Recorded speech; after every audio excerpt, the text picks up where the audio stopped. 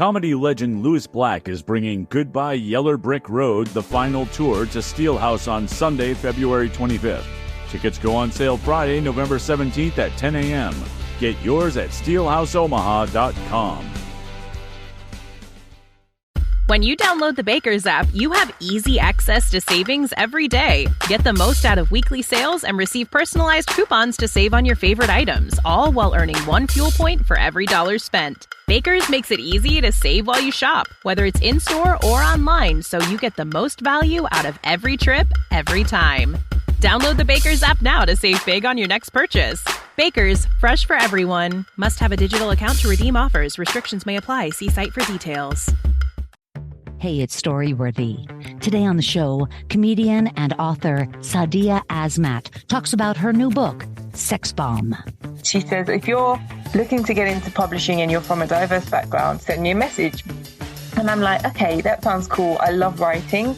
And as comedians, we give everything a go. Even if we feel like there's not much chance, we still give everything a go. So I write her a little email. I sent her an article that I wrote in 2019, which is called Horny Muslim Women Like Me Aren't Supposed to Exist During Ramadan. It felt like a taboo, a Muslim woman talking about sex. You know, in Ramadan, I miss semen more than a sandwich. I miss sex more than food, basically. I can go without the food.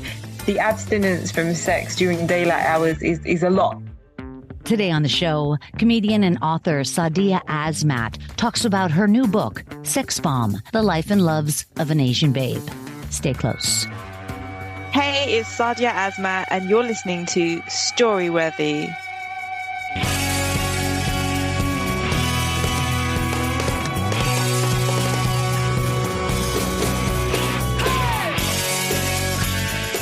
Welcome to Storyworthy. My name is Christine Blackburn, and I'm coming to you from Los Angeles, California.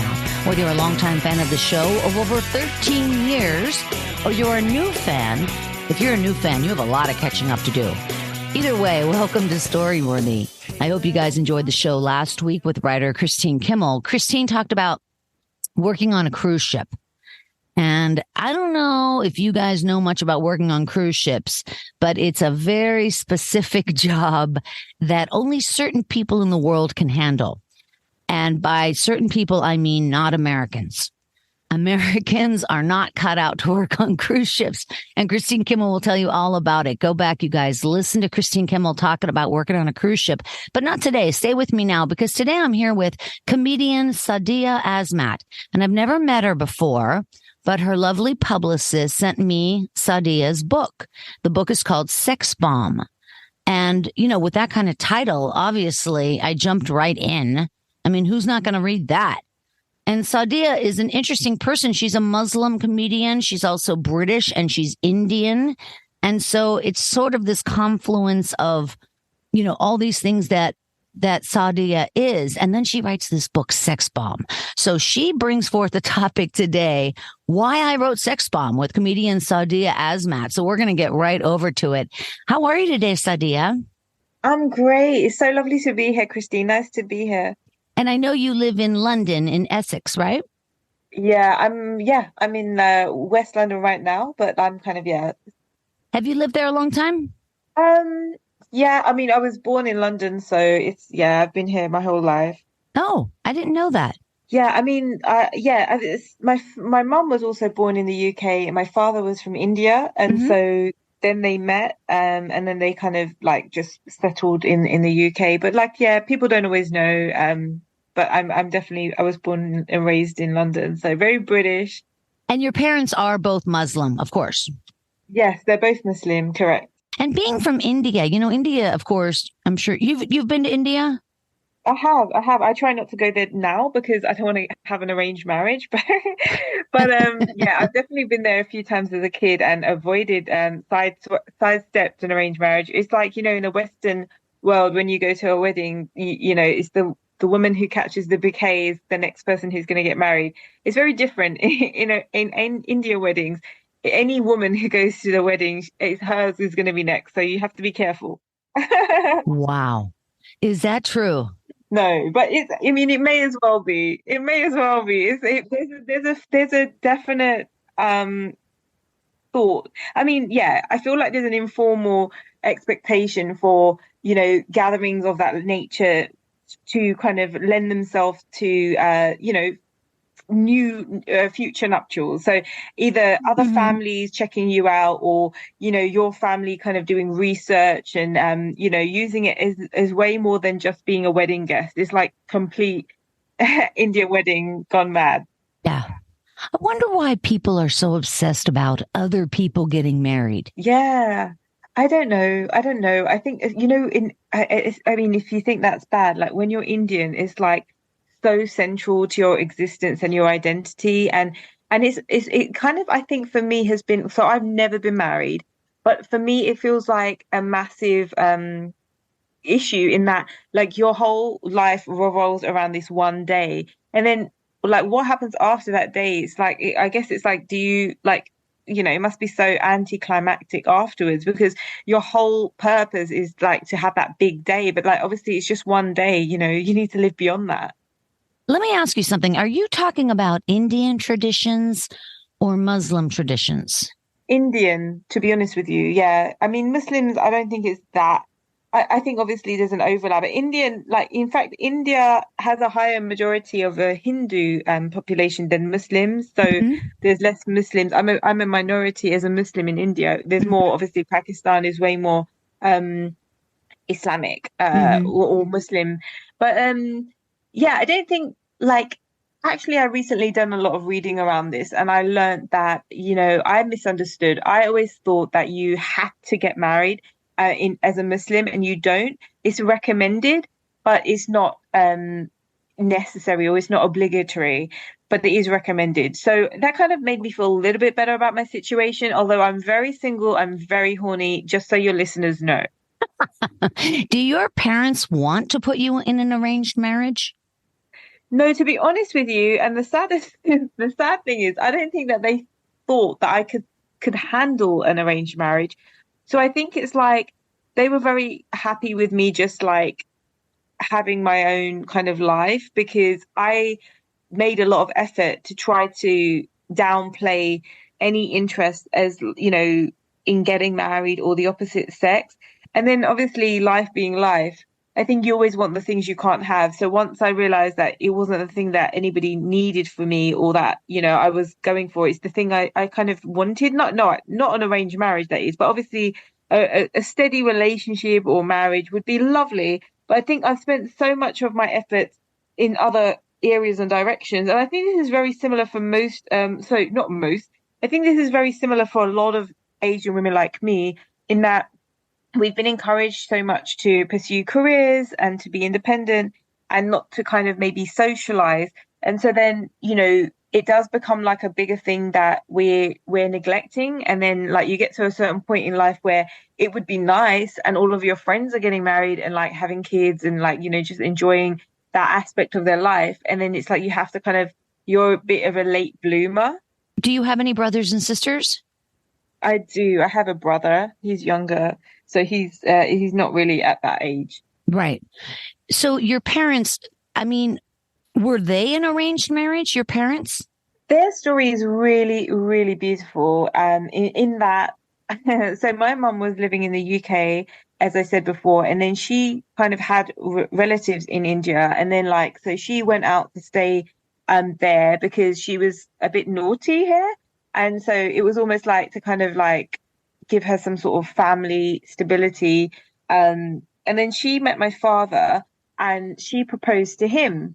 So, which was really like so cool, because I think for so many people, basically for so many people, there's a misunderstanding that Asian women or Muslim women or women in general are oppressed. And so for me to hear that as a young age, that my mum at the age of 16 proposed to my father and got a yes and got married, is such a cool story that nobody ever Wait a hears. minute. She was only 16? Yeah. And she proposed to my father. And so I say that because it's a combination of a love and arranged marriage, because she got my grandfather's approval as well. She's very busy, my mum. But so it was obviously it wasn't like they kind of weren't given a blessing. So it was arranged and love, which, I mean, how can you get a better situation? Love and arranged marriage. I'm here for it. I know, but do you believe that you could really know what you want at 16? Well, the thing is, Christine, that's a whole different time. So I'm thinking that was the 60s, like maybe the late 60s, but Yeah. where marriage meant something and there was a whole longevity behind it. It wasn't oh, this is a cool thing. This is a life thing. This is for life. So Right. whilst you're right, we can change, and 16 is very young. I think I think there's a commitment in that, like, you kind of, you see, I don't know, Indians at that time definitely saw marriage as a lifelong endeavor. Right. I know, but your mother wasn't even out of primary school, right?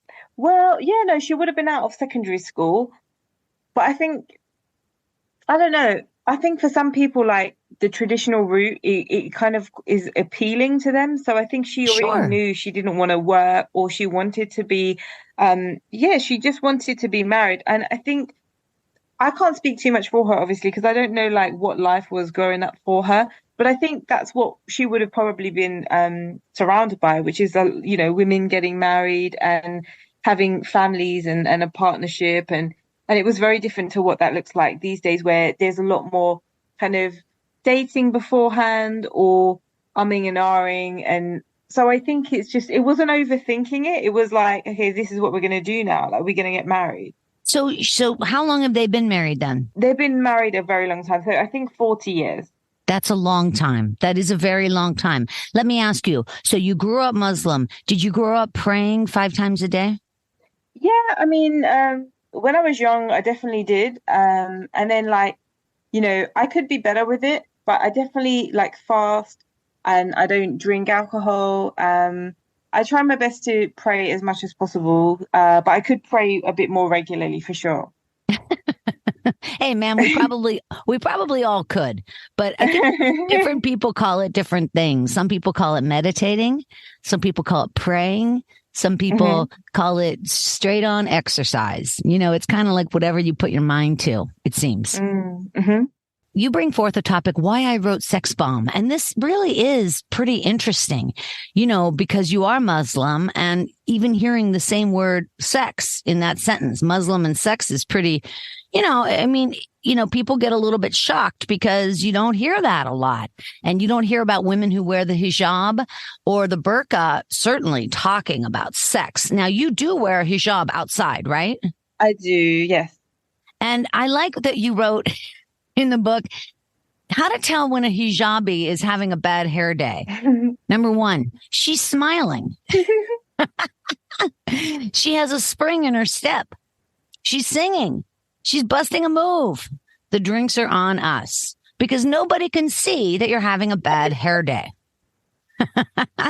Thank you. Yeah, I mean, it's an interesting relationship I've had. It's probably the longest relationship I've had with anybody with my headscarf. Like, I've worn it for about over 15 years. And yeah, and Wow. okay, look, I love sex. I don't know, this can't be news. I think everybody probably does. But I Right. think as comedians, I think what we have a gift is in, we can call the unspoken things, right? And so for me, apparently enjoying sex is a surprise or shock. And so I can have a lot of fun with that. And I feel like sometimes people put where they are in terms of their understanding about Muslims onto me. But like, a lot of what people assume isn't my experience. For example, like, my mom proposed to my dad, and I'm very, comfortable talking about things which people think I shouldn't be. And so I just feel like it's been a long time coming, in that, like, I just want to normalize conversations that I'm having in Sex Bomb, because I don't know any, like, quote unquote repressed Muslims. Like, it does happen, I'm sure, but like, people worry about that way more than it happens, and I don't know how to fix it. Like, I'm in London, so I'm in the UK, so I don't know anybody who's repressed beyond what we all are as citizens and people. Do you know what I mean? Like, I mean, in terms Yeah. of like their life. And so I just felt like I wanted the conversation to move on. I didn't want to like, also people ask you a lot of questions if you wear a hijab, like that is really strange. And so I thought, okay, wait a minute. In my book, I have this like cute little question section where I go through some of the questions that I get asked in order to kind of resolve them for everybody so that we can stop asking those questions, because people don't think, okay, let me just Google this thing. People will say to you, hey, can you have anal sex before marriage? And I'm like, what the fuck? Like, what? That's really weird. Like, why would you even ask me that? Or people will be like, the simpler questions, do you ever take your headscarf off? Do you sleep with it on? Is it on in the shower? So people have these questions that, obviously they're curious about or they have no idea about. But I think just because we wear an additional item of clothing, it's like we're still the same people as everybody else. And so I thought, listen, sex bomb, it feels as though Muslims have been marred by terrorism for so long. And for me, sex sometimes feels like a bomb in that it can be weaponized. It feels as though, like, we're not seen as sexual beings. So, I mean, what is a sex bomb? Could I be a sex bomb? And then also, dropping bombs about sex, like, in comedy, like, so it has a lot of different meanings for me. And so it felt like a very easy title to call my book. And ultimately, I just wanted to be like, why is this a bomb of a topic? Like, we all have sex, we all enjoy it. We all, it's part of everyone's life. And so for me, I was like, okay, I'm going to tackle this. Yeah, it's huge. You say in the book, Muslims have been on lockdown a long time. Muslims judged me for being too liberal, and non-Muslims judged me for being too conservative and oppressed. There was neither compassion or understanding from either camp. It was frustrating that the hijab meant people who didn't even know me took me for granted. Maybe if they took the time to do so, they'd realize I'm caring, funny, sweet, chatty, and so much more. It's their loss. Oh, that's really sweet. I mean, yeah, I mean, it was just that, it's weird because it's like you can be on both ends of the same spectrum. Like I talk about in that same chapter where I really talk about my journey with the hijab at the beginning. Sometimes we're invisible, like people just overlook you or see through you because you're inconvenient to them or their world views, or they don't know how to engage with you or don't wish to. And then on the other hand, you're hyper visible and it's like it's threatening to some people or inconvenient again, or distracting or perplexing. And so much of our experience is kind of conflicted at any one point in time. And so I really thought I wanted to kind of have this conversation to help both Muslims and non-Muslims understand, what it's like in a completely bold and open way, because I just, like you said earlier, I just don't think that it's common for this type of text to be written by somebody who's a female Muslim. And I was hoping that maybe, how sometimes we feel like we're going to make a small bit of change. Maybe it would help answer a few questions and, like I say, make people understand a little bit and then kind of help us all move on. Have you received any backlash from Muslims and other people? I think, to be fair, across the board, it's been positive, although there have been some kind of, I think, hidden reactions where, like, for example, I had a bookshop event scheduled for when the book was due to come out, and I heard that it got cancelled. The bookshop owner told me that there were complaints from Muslim women, and so the event got pulled. But it's like, I can't do anything about that because they're not willing to engage with me. And it's like, you're judging a book by its cover. They're not reading the book. They just see one-on-one and they make their conclusions. So it has been pretty fine. But there's been a few small kind of examples like that where I feel like it could have been potentially engaged with a little bit more, or there could have been a bit more acceptance. Well, you're pushing buttons, Sadia.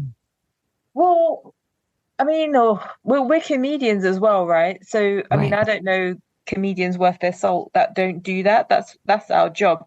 But the thing is that, I don't feel like I'm trying to insult my faith because I'm obviously Muslim and I love my faith. I have to say that because obviously people don't always know you're not in character or you're not playing a bit. So I put a disclaimer in the book that this book is about my life. It's a memoir. It's not a critique of Islam. It's not something that you should really, read if you want to understand Islam.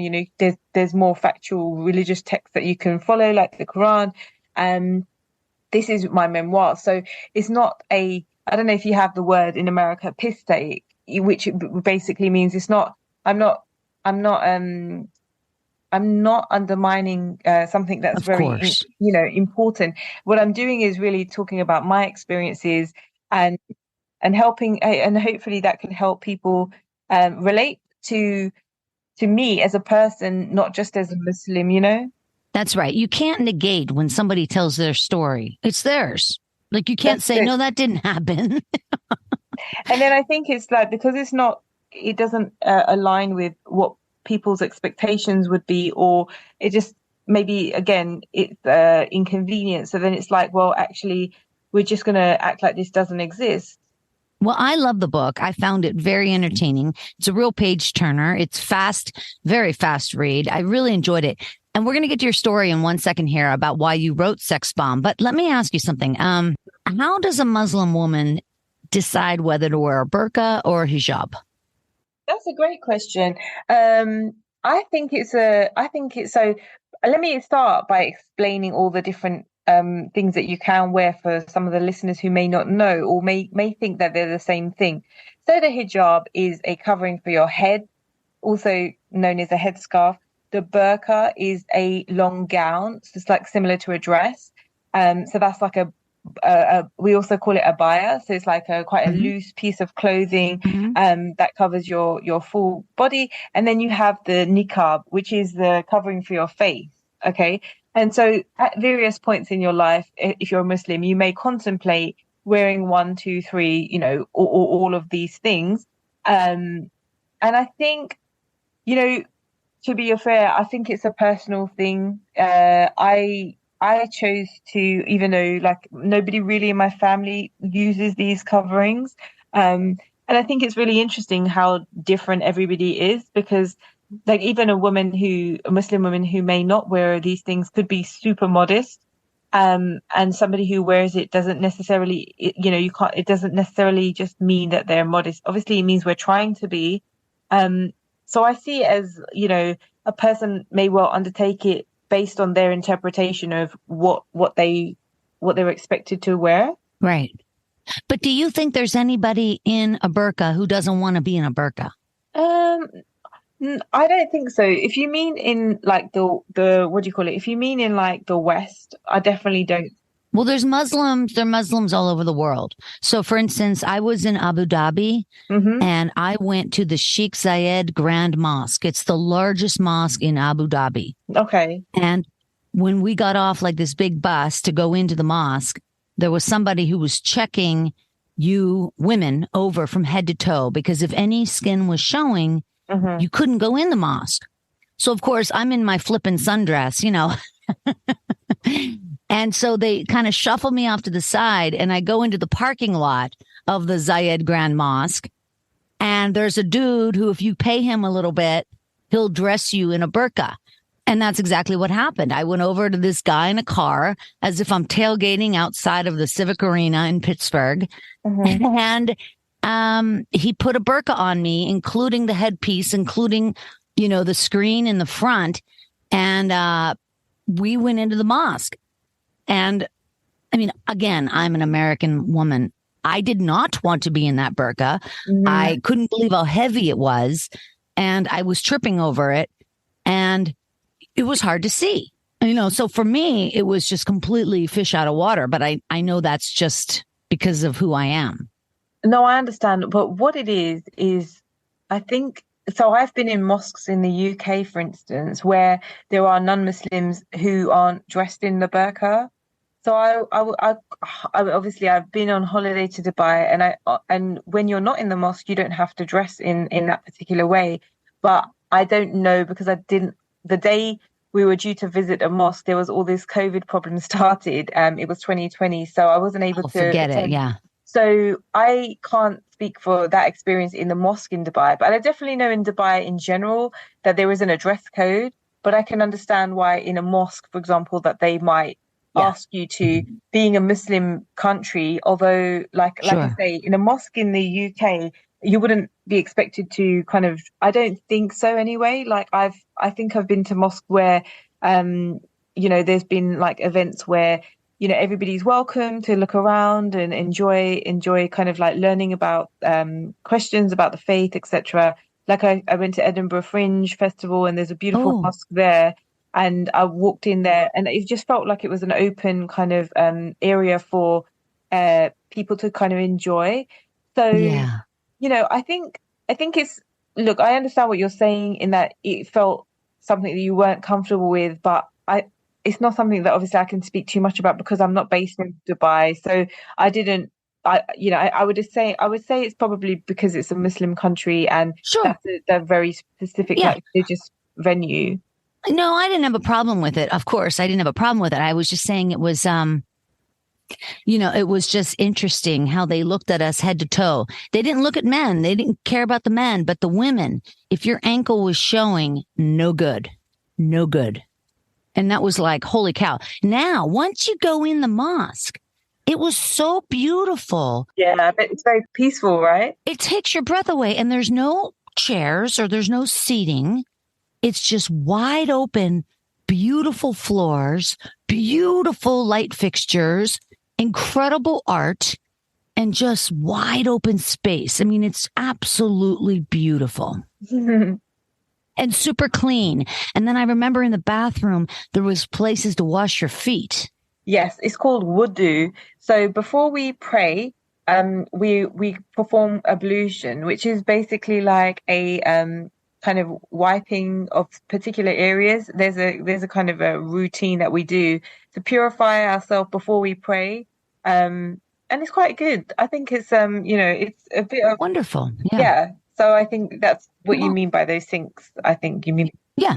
But it was just something, completely a new culture for me. I loved it. I thought it was fascinating.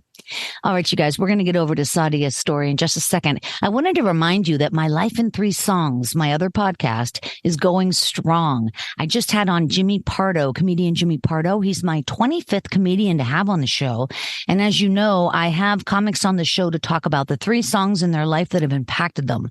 Not songs they like, not songs that are their favorite, but songs that really paint a picture of who the comedian is and where they're from. So check out My Life in 3 Songs exclusively on Spotify because, of course, we listen to the songs and I don't steal music. Yes, we know that.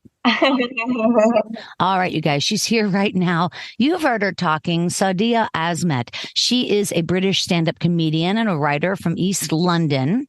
And you've done a lot. You had a podcast with the BBC called No Country for Young Women. Mm-hmm. And that was named as one of the best audio podcasts from 2018. And it was Apple's top pick for 2018. Yeah. Sex Bomb is your first book. And boy, I'll tell you what, you got a lot going on. You guys can find more out about Sadia over at her website, sadiaazmat.com. Sadia, Sadia, Azmat, Azmat, like hazmat. sadiaazmat.com. All right, you guys, wherever you are, put your hands together for the very talented Sadia Azmat. Thank you. So I'm sitting at home, it's 2020, and the whole world is, unfortunately not the way I am used to it. It's like, there's lockdowns, and, as you said earlier, Muslims have been in lockdown a lot longer than the real world. And I think it was scary when the whole world were going into lockdowns but weren't Muslim, because it was like you guys were, it felt like you were practicing Islam but not being Muslim, like in terms of not going out and kind of covering your faces. And it was really like bizarre from a Muslim perspective, because some people were so strongly advocating it, and it felt weird because for so long, there was a portion of time where it felt like, Muslims were demonized for making the choices that now a lot of people were just like grabbing masks and like running to do, which is so weird. So comedy stopped because you can't do live comedy, you can't be around more than 3 people if you're lucky. And then I'm on Twitter and I'm seeing unfortunately, there's, the passing of George Floyd. And, basically, I see a post on Twitter, a tweet. Well, it was called Twitter then. It's not called Twitter anymore, unfortunately. I will always call it Twitter. It's so Twitter. It is so Twitter. What is X? Anyway. We're all calling it Twitter. Just stick with Twitter. Who cares? I'll stick with Twitter. So Katie Packer, who's my editor, she tweets, she says, if you're looking to get into publishing and you're from a diverse background, send me a message. And I'm like, okay, that sounds cool. I love writing. But it's a very popular tweet. It's been retweeted about 600 or 700 times and over 1,000 times. So as comedians, we give everything a go. Even if we feel like there's not much chance, we still give everything a go. So I sent her a direct message, and kind of like, actually, she probably put her email in there. So I write her a little email. I intro myself. I sent her kind of a draft. I sent her an article that I wrote in 2019, which is called "Horny Muslim Women Like Me Aren't Supposed to Exist During Ramadan." That's an article that went viral. Because I think it felt like a taboo. A Muslim woman talking about sex felt very contradictory to the wider community or to the world. And so, as a comedian, obviously, there's a lot of humor to be had in those things, and that's kind of what I talk about. I talked about how, in Ramadan I miss semen more than a sandwich. I miss sex more than food. Basically, I can go without the food. The abstinence from sex during daylight hours is a lot. It's a lot. But the thing is, I fast way more than just Ramadan, just so you know. Anyway, that's not me being bitter. So I pitched to Katie Packer, and that's the reason that I wanted to write Sex Bomb, is basically because that article really, really amassed a lot of interest, even though as a Muslim woman, I've been speaking about comedy and sex together for a long time. I've been doing jokes about sex, and I'm very comfortable with my sexuality, but it feels as though people don't believe me. And it feels as though in a strange way that, perhaps I'm the only one. And I know I'm not. Like, I know loads of Muslim women who probably are very secure in their sexuality, but the world feels at odds with us, and it feels as though it's 2020 now. It feels like it's long overdue for us to actually have our own perspective being heard, because for so long, Muslim women have only been spoken about. Like, we've never had a platform. We've never been able to hold the mic.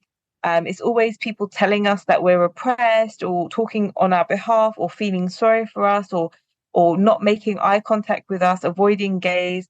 And I just wanted to kind of like put my story out there to right a lot of wrongs, and actually just to be heard. Because for so long, people hear about Muslim men or assume things about Muslims in general. And for so long, terrorism kind of and extremism seem to kind of blur our position, if you like, our position in the world or society, and stole a lot from us. It's not like we weren't going through things when the rest of the world were. When it came to extremism, we were also afraid for our own lives. And I think it was too easy for people to assume that it was something that we were, excluded from, or that we even in a perverse way desired. Like, if I was on a bus that blew up, would that mean that I'm like a jihadi? No, it doesn't mean that at all. It means I'm dead, guys, and I don't want to die like that. Do you know what I mean? So it felt like people didn't understand us or us as people. And so that's really what I wanted to do with Sex Bomb, is to kind of humanize my story and myself, because I think it's easy for people to just look at pieces of me, or to see me just as a spokesperson for the faith, or for aspects of me such as my race or my gender. But I didn't want to be seen as just parts of me. I wanted to be seen as a whole person, and I wanted to be seen, as rounded, as funny, and as human, which is really, really important, because I feel for so long it's been easy for people to kind of just kind of have a very surface level interpretation of Muslim women or myself, and refuse to engage with the things that's staring them in the face. And I just wanted people to feel less alone as well. So it doesn't matter. The great thing about my book that I've heard in reviews and I'm grateful for is that it's very relatable. So you don't have to have gone through what I've gone through, or you don't have to be, from my demographics to kind of enjoy it. It's a story that we all go through highs and lows. We all have to learn lessons along the way and pick ourselves up. We all are disappointed at times. We all have triumph at times. And so I just really wanted to put my whole story out there for people to understand things that they probably wanted to ask questions about, but because we're in like such a time of political correctness that we can't kind of have these open conversations anymore, unfortunately, apart from an amazing podcast like Storyworthy.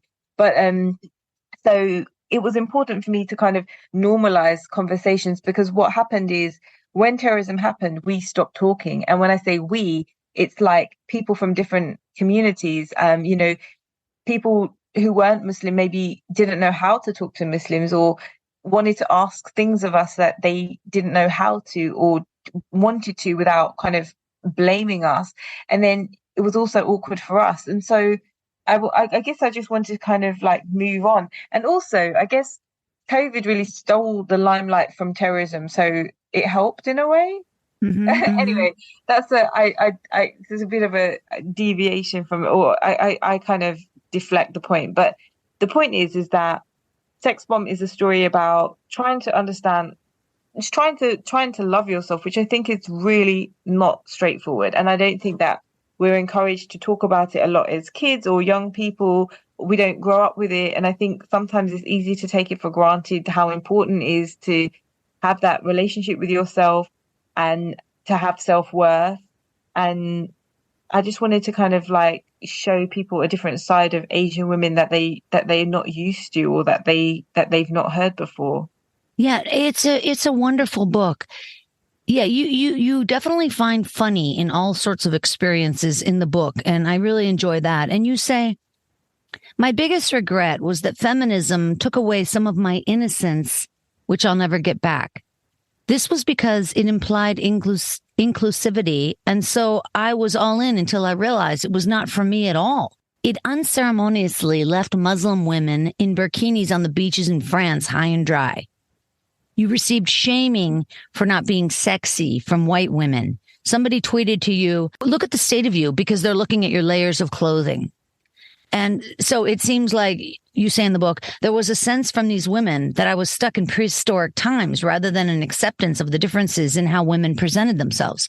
In other words, that's just your perception, but I want to wear this burqa or hijab or burkini. You know, I'm choosing to do this. Yes, I mean, those instances are very rare, but it still doesn't kind of, take away from the instances when it has happened. And yeah, I think it's a bit like messy to kind of shame women into like suggesting what they should be comfortable in. I was actually just wearing jeans and a leather, like a full kind of top with my hijab on, but I think the implication was that there wasn't enough skin on show. And I think, who gives a shit? Can you imagine judging somebody because of but I think it's so like, crazy. I think it's, when someone's different, and, for that lady, there was obviously no interest for her to understand where I'm coming from, or to be Right. like that, which is fine. But then it's like, I guess sometimes people just don't know how to process something that is so different to them. And that is so different. Exactly. Yeah. It's like if you look at somebody who's Orthodox Jewish, they're going to have 2 dishwashers, 2 refrigerators. They're going to have a lot of things that you don't do. And then somebody might think, oh my gosh, how can they live with such a restricted lifestyle? Mm-hmm. But the thing is, they might be thinking, I love this restricted lifestyle because it tells me what to do and I can kind of keep it in a nice tight box.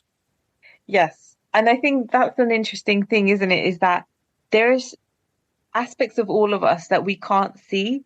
And so it's easy to presume and to judge, and which is not the best move at all times, because you really, really don't see the whole picture of a person. A person could be smiling and trying to get through something that's quite challenging. So on the outside, maybe they seem happy, but they could be still dealing with something. And so whether you wear the hijab or whether you don't wear the hijab isn't really the point, I don't think necessarily. But often my experience has been that it kind of is a big deal to people who, it just has felt like a big deal for a lot of times. Like sometimes, and I talk about that a lot in the book, it feels like it's so big and so loud that it's all that anybody can see. And then it's like you're competing with it, or you're having to kind of live in its shadow. But that's not what it's meant to be doing. I don't think so anyway. But I think it's just if people aren't comfortable with it, like, what do you do? Because they can't display that level of discomfort. But even if they do, like, that's for them to deal with. That's not, why should that be on you? Right. That's on them. But it is interesting. Like, for instance, would a woman in a burqa get on stage and do stand-up comedy? Well, there's a few now. I mean, there's not a lot, but I don't know that there's any kind of reason that they shouldn't. Like, I do. Okay, but here's what I'm saying. Well, first of all, you're just wearing the headscarf. Oh, I see what you mean. Real quick, I think that, or not even real quick, I just want to ask you. The thing is, for people that are ignorant, that don't know about the Muslim religion or don't understand, it's because sometimes we're thinking that all Muslim women are not allowed to dress like themselves. They're not allowed to show their face. They're not allowed to be sexy. And in some countries, they're not even allowed to drive. And so for women like myself, we think like that's repression. Like these women are being repressed. So that's not right. Yes. I mean, again, because I was born in the West and that's my whole experience, it's not something that I can really speak to, because I know that what you're saying, like, in countries like Saudi Arabia, I don't know if they can drive yet or if they still aren't allowed to drive. So I know that women haven't been able to have the same, or what do you call it, the same freedoms, privileges. Yeah, the same freedom or privileges as men. But at the same time, I don't know. I feel like because I've always been quite a decisive woman. No, that's wrong. I feel like because I've always kind of made my own choices, that I see my practicing. I see basically if I didn't want to do something, I wouldn't do it. So I guess I kind of take that as the women at some point make their peace with something, or they stop doing it. So I don't look at women to see that I don't see women as being forced to do things. Like, I think our spirit is quite big, and I feel like we don't want to be miserable, and so we find a way to do what we want to do. So I ultimately think, there might be a period of time where they're not sure and they're deciding, they're putting their toe in the water. Okay, I'm going to try the hijab and see if it's for me. But I don't see that they would, I don't see it as people being repressed necessarily, because, a country has its laws. And so if the country has its laws, then you have to follow those laws. The same way you explained when you went to the mosque that the requirement on that day was for you to dress a certain way. So it's different when the country tells you to do something and when you do something yourself. But because I've been in a situation where my country isn't the one telling me to do something. So does that make sense at all? I guess what I'm saying is, no, listen, you're saying that their Muslims are on the spectrum. I mean, there's a lot of different ways to have your religion. I mean, there's Orthodox Jewish people, there's Orthodox Christians, there's Orthodox Muslims. And so there's restrictions, but it's very personal and everybody makes their choice. And you growing up in the West with your parents, the way you did in England, mm-hmm. You didn't experience that much. You didn't experience the repression. No, and the thing is that, like, I think the media has a lot to answer for, because there is very little repression in the West, I feel. And so, but it is the West that's very concerned with the repression. But then at the same time, the West has all of these very, very deep relationships with the countries or with the governments of those so-called, repressive states. So there's a complete, very, distortion there, isn't there? Right. Well, it's completely I think the word is hypocritical. I mean, we want your oil, Yeah. so we're going to let you treat women like shit. I mean, I just don't understand. Like, I think it's when people, they just take a surface level interest, and then there's some people who delve deeper. But it is sometimes, I guess, something that we have to kind of search ourselves rather than always expect like other people to explain things for us, if that makes sense. But in terms of like, yeah, I don't know. It's kind of nice to care about people who are so-called repressed in another country, but then what does that care mean? How does it present itself? Is it just like a service level interest, or is it something we take further? How does that manifest? Does that mean that in our own land we're going to be better to Muslim women, or that we just want to look good on social media to show that we are capable of being empathetic, but it's just like a little trend and a hashtag, and then as soon as that kind of phase ends, we stop kind of caring. So, I think we have to be, you know, That's right. You nailed it. No, you nailed it. You nailed it. And it says in your book, you write, the reality was no one could be a feminist all the time, particularly if you're a woman. It just wasn't practical while trying to keep your head above water. If it had taught me anything about my autonomy rather than invoking a blind allegiance, I would have far more respect for it than I do. yeah. And that's the blind allegiance you're talking about. Yeah, I really don't. I'm very anti-feminist, to be honest with you.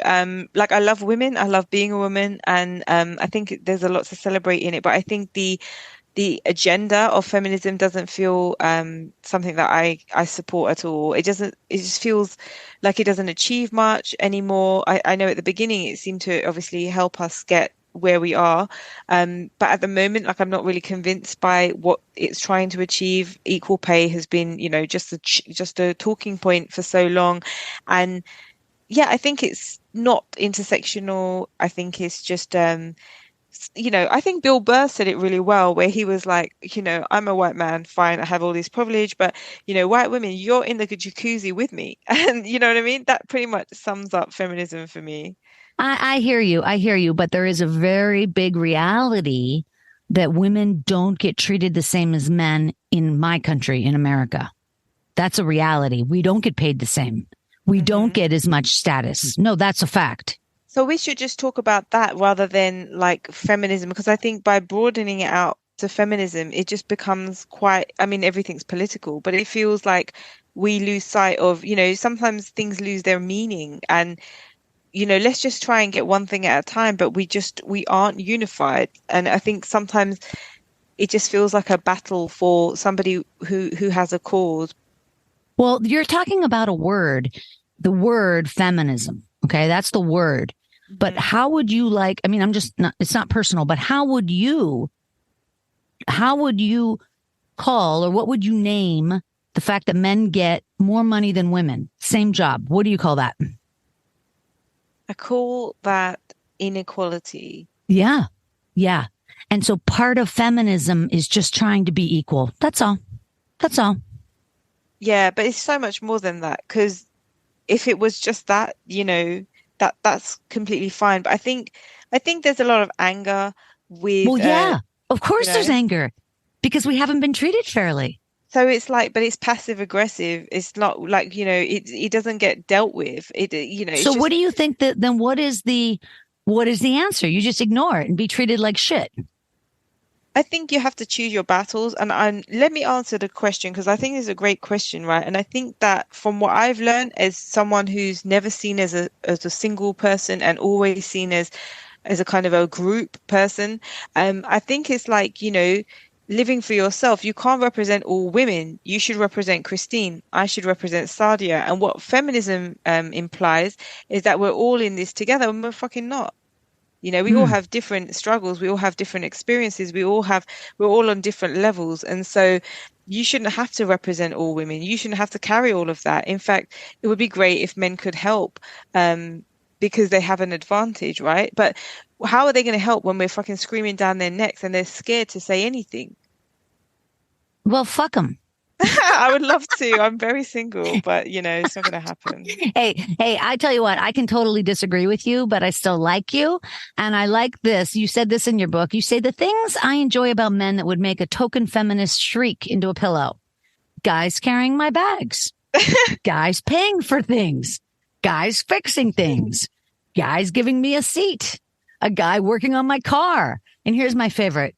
Guys chopping logs for fire. Yes.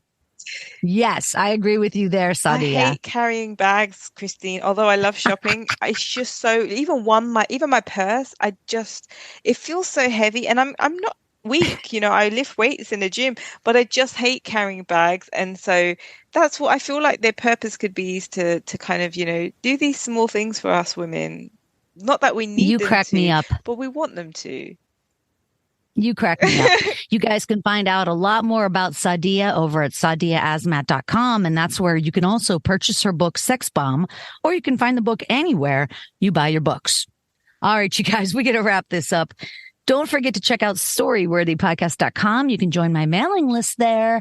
I'll send you an email about every 3 weeks. It'll be sweet, and we'll chat back and forth. Storyworthypodcast.com.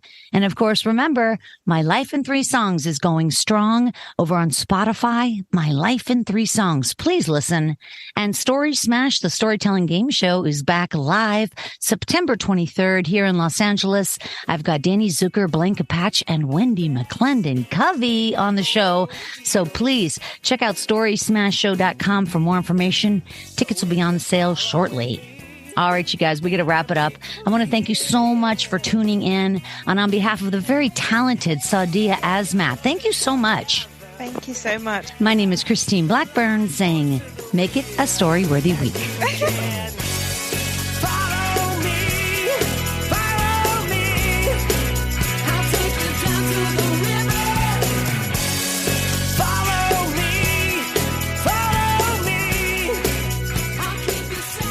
Thanks for joining us on the Storyworthy Podcast.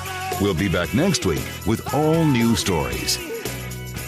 Subscribe to Storyworthy on iTunes and visit the Storyworthy website at storyworthypodcast.com.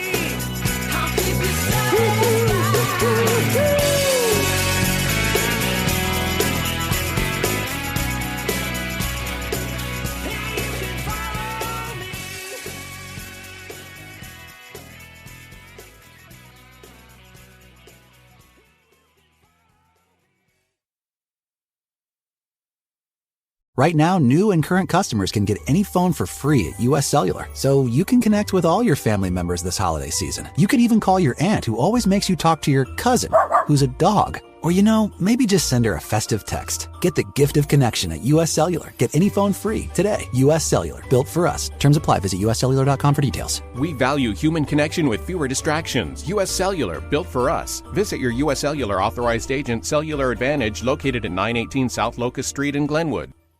The holidays start here at Baker's with a variety of options to celebrate traditions old and new. You could do a classic herb-roasted turkey or spice it up and make turkey tacos.